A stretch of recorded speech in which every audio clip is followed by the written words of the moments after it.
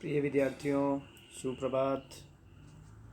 आज का हमारा इतिहास का ऑनलाइन वीडियो बीए प्रथम वर्ष के द्वितीय प्रश्न पत्र भारत का इतिहास के अंतर्गत उत्तर वेदीकालीन संस्कृति के ऊपर आज का हमारा ऑनलाइन वीडियो है। उत्तर वेदीकालीन संस्कृति के अंतर्गत हम राजनीतिक व्यवस्था का अध्ययन करेंगे। तो उत्तर वैदिककालीन संस्कृति है क्या? सबसे पहले हम इस पर थोड़ा प्रकाश डालें तो उत्तर वैदिक साहित्य के अंतर्गत तीनों वेद, सामवेद, यजुर्वेद, अथर्ववेद, ब्राह्मण ग्रंथ जिसमें ऐत्रेय ब्राह्मण, शतपथ ब्राह्मण, षड्विश ब्राह्मण, तांडीय, पंचविश इत्यादि, आरण्य ग्रंथ, बृहदारण्यक, उपनिषद इत्यादि साहित्य को हम सम्मिलित करते हैं।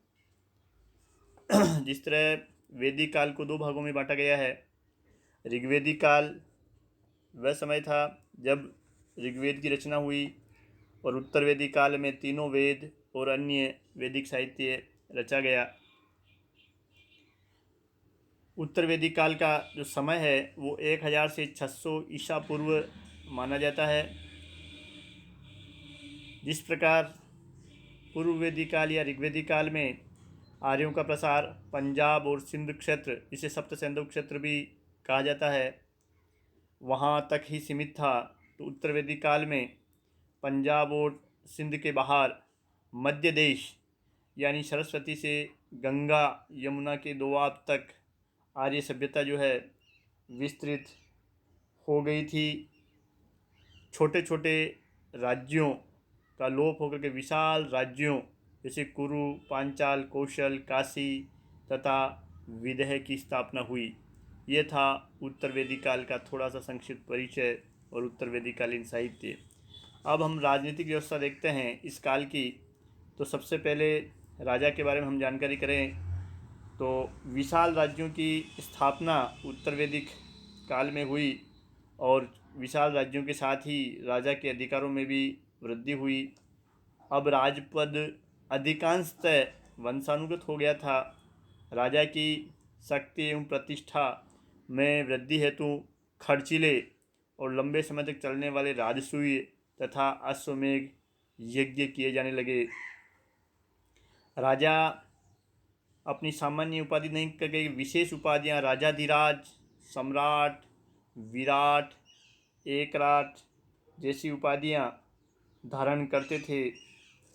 ऐत्रेय ब्राह्मण में कहा गया है कि समुद्र पर्यंत पृथ्वी का जो शासक है वो एकराट होता है और अथर्ववेद में एकराट को ही सर्वोच्च शासक कहा गया है। ऐत्रेय तथा शतपथ ब्राह्मण में ऐसे शासकों की हमें एक लंबी सूची मिलती है।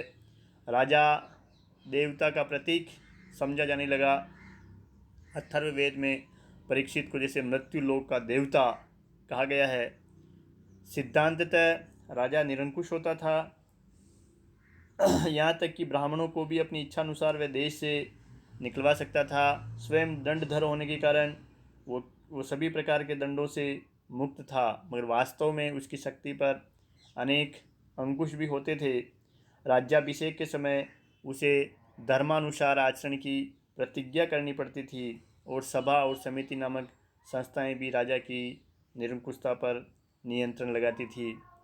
राजा सैनिक कार्यों का और न्याय का प्रमुख था। युद्धों में वह सेना का संचालन करता था तथा शांति के समय प्रजा की शत्रुओं से रक्षा करता था। वह मुख्य दंडधर था जिसके हाथ में दंड देने की शक्ति थी। इस प्रकार राजा इस काल में काफ़ी शक्तिशाली और अधिकार संपन्न हो गया था।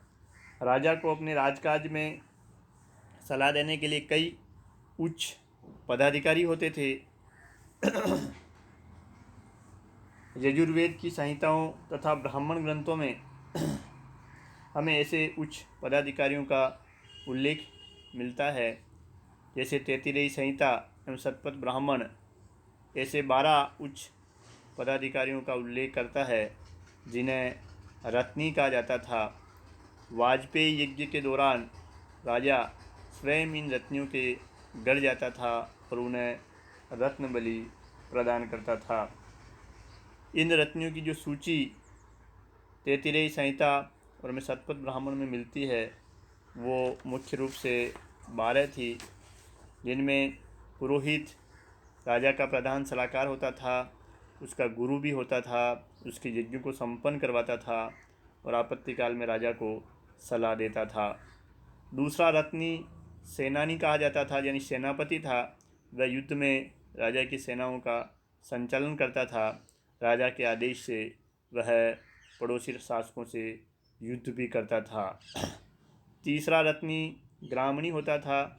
ये गांव का मुखिया होता था, वहाँ से कर वसूल करता था, वहाँ शांति व्यवस्था और न्याय व्यवस्था का कार्य करता था। चौथा रत्नी सूत होता था, जो राजा की रथ सेना का प्रधान होता था। संग्रहिता पांचवा रत्नी था, जिससे तात्पर्य कोषाध्यक्ष से है। यह करों से वसूल होने वाली राज्य की आय को सुरक्षित रखता था, उसका हिसाब किताब रखता था। छठा रत्नी भागदूत था। यह कर संग्रह करता था, यानी राजस्व इकट्ठा करता था। सातवां रत्नी क्षता कहलाता था, यानी वह द्वारपाल था, राजा के महल की रक्षा करना उसकी ड्यूटी थी। आठवां रत्नी अक्षवाप था, जो राजा के शासन के आय व्यय की गणना करता था और राजा के साथ द्यूत क्रीड़ा में भी भाग लेता था। नववा रत्नी विविता या राजा की प्रिय रानी या पटरानी होती थी, जो भी उसे समय समय पर सलाह देती थी। 10वां रत्नी पालागल यानी विदूषक होता था, जो राजा को सलाह देने के साथ उसका मनोरंजन भी करता था और काफ़ी अपन कहें बुद्धिमान और त्वरित प्रत्युत्पन्न मति वाला व्यक्ति इस पद पर नियुक्त किया जाता था। 11वां रत्नी गोविकर्तन था, यानी गायों का अध्यक्ष था। गायों का वैदिक काल में काफ़ी महत्व था और राज्य में गायों की देख रेख करना इसकी ड्यूटी थी। 12वें रत्नी के रूप में हमें राजन्य, जिसमें बढ़ई व रथकार का उल्लेख मिलता है, इन्हें भी रत्नियों की संज्ञा दी गई थी। इसके अतिरिक्त सतपति और सत्पति नामक अधिकारियों का भी हमें उल्लेख मिलता है। सतपति प्रांतीय शासक थे और सतपति 100 ग्राम समूह के अधिकारी हुआ करते थे। उत्तर वैदिक काल में सभा और समिति के अधिकारों में भी हमें पर्याप्त वृद्धि देखने को मिलती है। अथर्ववेद में सभा और समिति को प्रजापति की 2 पुत्रियां कहा गया है। अब सभा और समिति किस प्रकार की संस्थाएं थी और कैसे कार्य करती थी, इस संबंध में इतिहासकारों की अलग अलग राय है। लुडविग का मानना है कि सभा उच्च सदन थी, जिसमें पुरोहित तथा कुलीन लोग भाग लेते थे, यानी वर्तमान राज्यसभा की तरह थी, जबकि समिति निम्न सदन यानी वर्तमान लोकसभा की तरह थी, जिसमें सामान्य जन के प्रतिनिधि बैठा करते थे। केपी जायसवाल, काशी प्रसाद जायसवाल का मानना है कि समिति राष्ट्रीय संस्था थी, जबकि सभा उसकी स्थायी समिति होती थी। हमारा अल्तेकर महोदय कहते हैं कि सभा प्रायः ग्राम संस्था थी और उसमें सामाजिक तथा राजनीतिक दोनों विषयों पर विचार किया जाता था। सभा में बहुमत से निर्णय लिए जाते थे। यह न्यायालय का कार्य भी करती थी। समिति का स्वरूप केंद्रीय शासन की व्यवस्थापिका सभा के समान था। यह सभा से बड़ी जनता की संसद होती थी। समिति के विरुद्ध हो जाने पर राजा को संकट का सामना करना पड़ता था।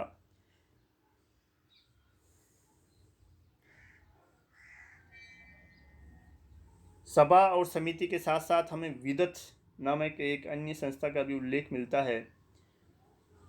कुछ इतिहासकार इसे विद्वानों की परिषद बताते हैं, जहां दार्शनिक और धार्मिक प्रश्नों पर वाद विवाद होता था। R.S. शर्मा का मानना है कि यह आर्यों की प्राचीनतम जनसभा थी और इसमें स्त्री और पुरुष दोनों को भाग लेने का अधिकार था, तथा विदत सभी प्रकार के कार्य आर्थिक, सामाजिक, धार्मिक, सैनिक आदि को संपन्न करती थी। हम उत्तर वैदिक काल में राज्य का प्रशासनिक संगठन देखें तो शासन की सबसे बड़ी इकाई राष्ट्र थी, जिसे देश या राज्य भी कहा जाता था। राष्ट्र अनेक जनों में विभक्त था, जिसका प्रमुख जो है जनपति या राजा कहलाता था, और जन जो है अनेक विषयों में विभक्त था। विष का जो प्रधान था वो विषपति कहलाता था, और विष अनेक ग्रामों में विभक्त था। ग्राम का प्रमुख ग्रामणी कहलाता था, और ये कई कुलों से मिलकर के ग्राम बनता था। कुल जो है परिवार को कहते थे, और ये राजनीतिक संगठन की सबसे छोटी इकाई था, और कुल या परिवार के मुखिया को कुलप कहा जाता था। इस तरह सबसे छोटी राजनीतिक इकाई माने तो वो कुल है। कई कुलों से मिलाकर ग्राम बनता था, कई ग्रामों से मिलाकर विष बनता था, कई विषयों से जन बनता था, और एक राष्ट्र में कई जन होते थे। तो ये प्रशासनिक संगठन इनके अधिकारी है। कुल का मुखिया कुलप, ग्राम का मुखिया ग्रामणी, विष का मुखिया विषपति, जन का मुखिया जनपति या राजा, और राष्ट्र का मुखिया सम्राट, एकराट, विराट इत्यादि कहलाता था। इस प्रकार उत्तर वैदिक काल में राजा काफ़ी शक्तिशाली हो गया था। उसे अपनी सेवाओं के बदले प्रजा से कर वसूल करने का अधिकार मिल गया था। प्रारंभ में यह भेंट और उपहार के रूप में केवल ऐच्छिक था, और बाद में धीरे धीरे ये एक नियमित कर के रूप में प्रचलित हो गया। और इस कर को चुकाने के लिए किसान, व्यापारी, कलाकार और शिल्पी मुख्य रूप से उत्तरदायी होते थे, ताकि राजा अपने शासन का खर्च चला सके। ब्राह्मण और क्षत्रिय लोग अधिकांशतः करों से मुक्त थे। तो ये उत्तर वैदिक कालीन साहित्य में व्याप्त वर्णित राज्य व्यवस्था थी, जिसका हमने यहाँ संक्षिप्त में अध्ययन किया है। आप इस वीडियो को लाइक और सब्सक्राइब भी करें। धन्यवाद। जय हिंद।